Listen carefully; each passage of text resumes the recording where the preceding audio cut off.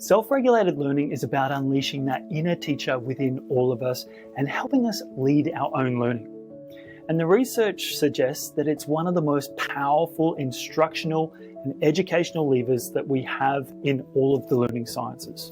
So in this episode, we're going to take a big picture overview of the scientific evidence and what it says about self-regulated learning, including what it is, why it's important, and how you can become a better self-regulated learner and really become your own teacher. That's the end game that we play when we talk about self-regulated learning, becoming your own teacher.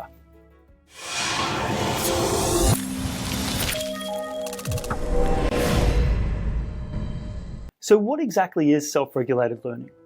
At its core, it's about taking charge of our own learning, but not in a vague try harder sense. We're talking about a systematic evidence-based process that blends our cognitions, our motivations, and metacognitions into a cycle of improvement, taking into account our ability to regulate ourselves and our learning environment. Now let's unpack three major definitions that will help us anchor our understanding around this notion of self-regulated learning. The first is from an authority in this space, Barry Zimmerman. He was a foundational voice in developing the conceptualization of self-regulated learning. And he said this: self-regulation is not a mental ability or an academic performance skill. Rather, it is the self-directive process by which learners transform their mental abilities into academic skills. Learning is viewed as an activity that students do for themselves in a proactive way, rather than as a covert event that happens to them in reaction to teaching. Self-regulation refers to self-generated thoughts, feelings, and behaviors that are orientated to attaining goals. And this definition flips the script on learning because it shows that learning is not something that happens to a student or to us. It's something we do for ourselves and something that students do for themselves. They drive their own learning. So it really flips the script on this idea of learning happens when the teacher gives the knowledge and the student takes or receives the knowledge.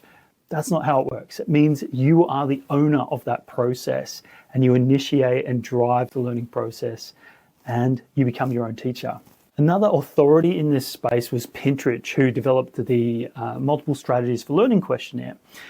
He was a key figure in this space of self-regulated learning, and he defined it this way: self-regulated learning involves an active, constructive process whereby learners set goals for their learning and then attempt to monitor, regulate, and control their cognition, motivation, and behavior, guided and constrained by their goals and the contextual features in their environment. End of quote. And this highlights two key ideas.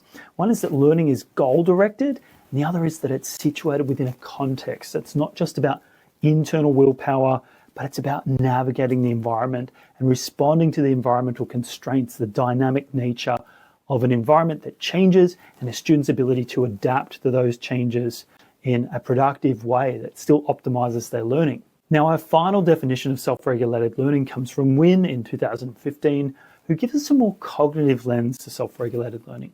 Winne said this: learners self-regulate learning when they examine the learning environment and monitor learning processes to inform decisions about managing learning processes. End of quote. And I think Winne's definition brings attention to the decision-making process itself. The self-regulated learning isn't a one-time choice, but it's an ongoing reflective cycle where students constantly adjust based on feedback from the task itself, the environment, and their own internal state. So the information that's constantly being used as data to respond to, monitoring all of that information, then adaptively responding accordingly. Together, these definitions form a composite picture. Self-regulated learning is proactive. It's not reactive. It's goal-driven. It's context-sensitive, and it's reliant on a learner's ability to monitor, evaluate, and adapt their learning to the environmental demands. So in short, self-regulated learners aren't passengers in the vehicle of learning. They are sitting there at the driver's seat, steering their own learning, driving their own learning. To understand how self-regulated learning actually works in practice, I think it's also helpful to examine three of the most influential theoretical models, and each one of these contributes a different perspective on what self-regulated learning means conceptually. But I think all of them share this view that self-regulated learning is something that students actively do. It's not a passive thing that we receive from our environment. The first model is Barry Zimmerman's cyclic model. It's the most popular one, and it portrays self-regulated learning as 3 distinct phases. The first phase is the forethought phase. That's where the learner sets their goals, plans for learning, and selects the best strategies to launch into their learning activities. The second is the performance phase, where the learner uses those strategies and in real time monitors the effectiveness of them. The third is the self-reflection phase. After the learning takes place, the learner can sit back and reflect and see what worked, what didn't work, and how to go about things next time. So they're giving themselves feedback based on monitoring of the experience and their performance outcomes. Now, I think one important thing about Zimmerman's model is that he emphasized that self-regulation and self-regulated learning is not a trait. It's not a fixed trait. It's a teachable, learnable skill.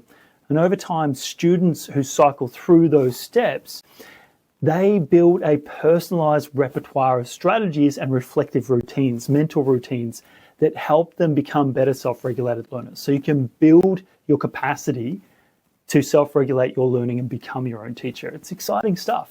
Now, the second model we want to focus on is Paul Pintrich's model, which is the Motivated Strategies for Learning framework. And the late and great Paul Pintrich expanded the conversation when he developed this model. And he used he developed an instrument called the Motivated Strategies for Learning questionnaire. And it's the most widely used instrument for self-regulated learning and measuring that. It's something I've used myself, and I've administered this to many students, hundreds of students in the past. And it's a validated instrument. I don't think it's a perfect instrument. In fact, I did some research in the past with John Hattie and Sean Kang trying to improve on that instrument. A paper hasn't been published yet, so look out for that one. But at the same time, it's a fairly solid instrument, and it goes through different sort of areas or domains of self-regulated learning. Now, some of the domains in the Motivated Strategies for Learning questionnaire, which has been deployed in hundreds of studies and validated across many different settings, include things like motivational beliefs, and that'll encompass things like self-efficacy, task value. Then there are cognitive strategies like elaboration, study skills like organization skills, mental rehearsal and retrieval practice, that kind of thing. Then there's metacognitive skills. These are the ability to monitor and regulate our learning. And then there are resource management skills, things like how we regulate and manage our environment, how we go about even seeking help. And I think Pintrich's framework makes one thing clear. That's that learning strategies don't exist in a vacuum. Students don't just need to know what to do. They need to believe that it's worth doing. So that self-efficacy aspect. So they've got to feel capable of doing it and manage the context in which it's done. So regulating their environment. And the third and final model is Winne and Hadwin's cognitive process model. And this model offers a detailed cognitive lens on self-regulated learning. And they describe learning as a series of iterative decisions that are guided by the learner's goals and how they integrate with the available information through real-time monitoring of those goals and the new information coming in. They've got a 4-phase model. It includes task definition, which is interpreting the task and identifying what's required, goal setting and planning, which is determining what to aim for and how to get there, enacting strategies, which involves putting cognitive and behavioral strategies into motion, and then adapting in real time based on feedback and the results of the task. And what makes this model powerful is its emphasis on the metacognitive monitoring aspect. The sort of like the engine room of learning is this monitoring event where students constantly compare what's happening with what they expected to happen based on the strategies that they were using, and they keep revising accordingly. They become their own teacher and give themselves feedback. So all 3 models tend to have common threads. Students planning, taking action, monitoring those actions for progress, and then they make adjustments accordingly. So to help simplify this, I use a mnemonic called the 3 Ps of self-regulated learning, or the 3P model. The first P is for planning, which is about setting goals, organizing resources, and anticipating those challenges and planning accordingly. The next is performing, where we engage in a task, we manage our time and our efforts, and we stay motivated and deploy those study skills. Then we ponder, we reflect, we evaluate outcomes, and then we make changes. But self-regulated learning isn't just about those cognitive processes. And I think what makes self-regulated learning more generally distinct from metacognition is its broader scope. Metacognition focuses quite narrowly on the monitoring and regulation of thoughts or cognitions, which is why it's often referred to as thinking about thinking. Whereas self-regulated learning includes metacognitions, but goes beyond them to encompass the regulation of affective states, including our motivation, our epistemic emotions, as well as regulating the learning environment itself. Now, I think it's important to break these two components down a little more just to disentangle the notion of self-regulated learning away from metacognition, even though they're quite related. So when we refer to self-regulated learning in relation to self-regulation of affective states for learning, we're really trying to capture a student's capacity to monitor and influence their own affective states. Those subtle, often shifting currents of motivation and emotion that can buoy or undermine our learning processes. Unlike metacognition's exclusive focus on our thinking, self-regulation and self-regulated learning recognizes that feelings such as curiosity, frustration, pride, doubt, they're not merely byproducts of learning, but they're dynamic forces that require our conscious control and monitoring in order to master our learning goals. For example, a student who excels in self-regulating their own learning, they often develop a keen sense of awareness that sparks their motivation. And they understand what makes it light up and what dulls that. And they practice those strategies to sustain interest and effort over time. They set personally meaningful goals. They break tasks into manageable steps and chunks to avoid overwhelm. They give themselves rewards at the end of the tunnel when the milestones have been achieved.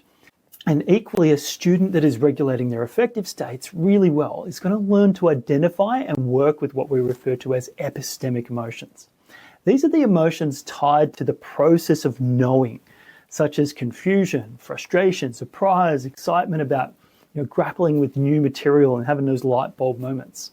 So rather than ignoring or suppressing uncomfortable feelings like anxiety or boredom, effective self-regulated learners, they reflect on those states and they seek to understand their origins and experiment with different coping strategies until they find what works.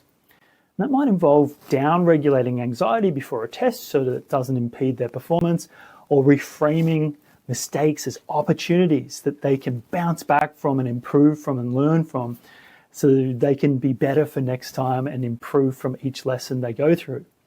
But I won't get too deep into this idea of epistemic emotions now because I'm planning to do an entire video on that soon, so watch out for that one. The topic will hopefully come up in the next few weeks.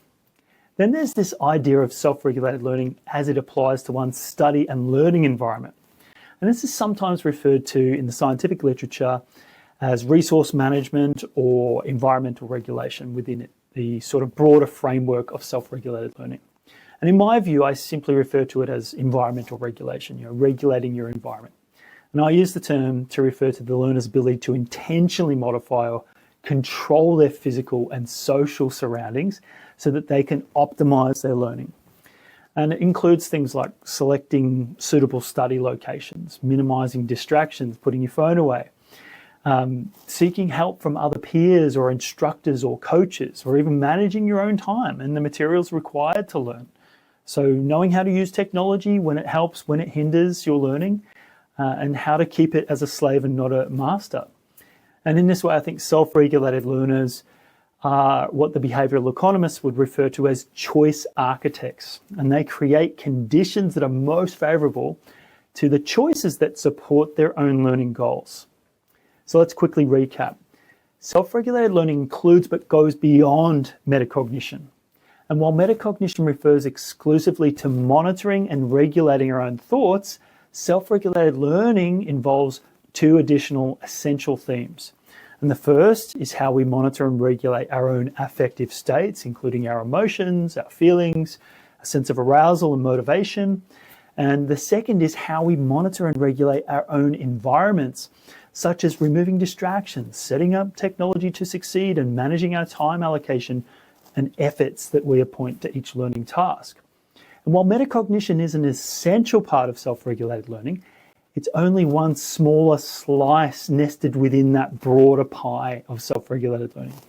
And from a learning sciences perspective, those two bodies of literature, the scientific literature, diverge quite markedly across the fields. So when we explore each of the concepts of self-regulated learning and metacognition, they're going to emphasize quite different things in those two scientific branches on the learning sciences literature there. Now let's shift our focus from the behavior of self-regulated learning to the biology, because self-regulated learning isn't just about a skill set, it's also scaffolded by the architecture of the brain and the biological blueprint of our development. So at the heart of self-regulation are the executive functions, and they're a trio of cognitive processes, including inhibitory control, working memory, and cognitive flexibility. And they allow us to plan and prioritize and stay on task and to shift strategies when we need to be adaptive.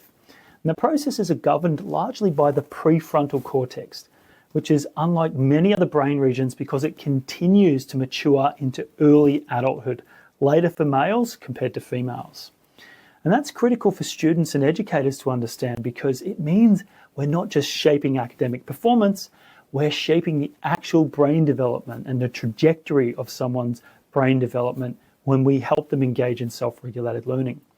And we know from the research that strong executive functions are a huge predictor of academic success, sometimes more than IQ and intelligence, although these two things are very overlapping. In fact, some people suggest they're sort of like different branches of the same trunk of the tree. And crucially, executive functions can be trained, they can be improved. So every time a student sets a goal, monitors their own progress, and reflects on that learning and adjusts in real time, they're becoming a more strategic learner. But not only that, they're also exercising and reinforcing those brain circuits in the prefrontal cortex region that set them up for better lifelong learning to become their own teachers. But this development, it doesn't happen uniformly. There are some major developmental considerations that we need to make. And put simply, children and adolescents develop those executive functions at different rates. Younger learners tend to struggle with impulse control and planning, and as a result, they'll tend to benefit more from structured routines and external scaffolds and a lot more external support. So self-regulated learning is often about how much help you can seek at that age. Whereas adolescents, on the other hand, tend to have rapid leaps in their executive functions as their prefrontal cortices mature. And that makes them ready for higher order thinking, for abstract reasoning, for self-monitoring, self-regulating, counterfactual thinking, and even long-term planning, not just thinking one step ahead, but many steps ahead. But the extent of the development will be largely determined by the extent to which we explicitly teach and support those strategies. And they don't just tend to appear on their own out of nowhere, but they require significant work to nurture those functions to flourish. And I think now it's a good time to address this idea, or perhaps it's better to describe it as a myth, of early intervention or bust. And I think it's a myth that really needs to be challenged, right? If you get the kids early, then everything will be fine. If you don't, then you've missed the Overton window. Research by Park and Mackay suggests that while early learning is important, we don't want to undermine that. The brain's very plastic and sensitive to change all through adolescence, particularly around the self-regulated learning functions. So there are multiple sensitive periods where targeted interventions, especially developmentally aligned interventions, can be just as effective in the later years as they would have been if used in the early years. So matching the targeted intervention to the sensitive period that's happening, so something that's suitable for adolescents, will give them a better response to your intervention than if we simply just use everything at the early childhood end of the spectrum and forget about the rest. Another important consideration is that the developmental trajectory varies quite widely, especially among neurodivergent groups such as those with ADHD and autism. As Barclay explains, students with ADHD often face many challenges in those executive function domains of attention, working memory, and inhibition. And I think that's a well-defined issue that they struggle with. But that doesn't mean they can't learn or engage in self-regulated learning strategies. It just means that they might need a bit more explicit, targeted, and consistent support compared to students who don't have those conditions. But they can still reach their academic potential if they get those supports. Now, I have some colleagues who've worked at the Murdoch Children's Research Institute in the Attention Project some years ago now. And they found that interventions that built attentional control and working memory capacity made huge differences to the academic outcomes and potential of students with ADHD diagnoses. And not only that, teaching these kids self-regulated learning skills also improved their engagement in learning, their self-efficacy, and their long-term sense of educational inclusion and belonging at their schools, probably because they no longer felt like outsiders who were constantly struggling, doubting themselves every time they failed to begin or to complete a task, or every time they got distracted away from a coherent line of work, which can be really demoralizing for those students, and they can feel like outsiders in their own school. Now that brings us perhaps to the most empowering idea of all. When we teach students how to self-regulate their learning, we're not just helping them with their school, we're literally helping them build their brain, to help themselves build the inner teacher in their brain, to help drive their own learning. So each goal-setting session, each reflective journal, each peer feedback loop, it isn't just an activity, it's a neural workout for the brain that develops the executive functions of those students so you're giving them the gift that keeps on giving to help them regulate and drive their own learning. And these are the changes, in the neural architecture that accumulate over time, over different tasks and over the years, so they can be lifelong learners. So that, it has huge implications. And the hopeful part of the story is that the brain remains malleable into early adulthood.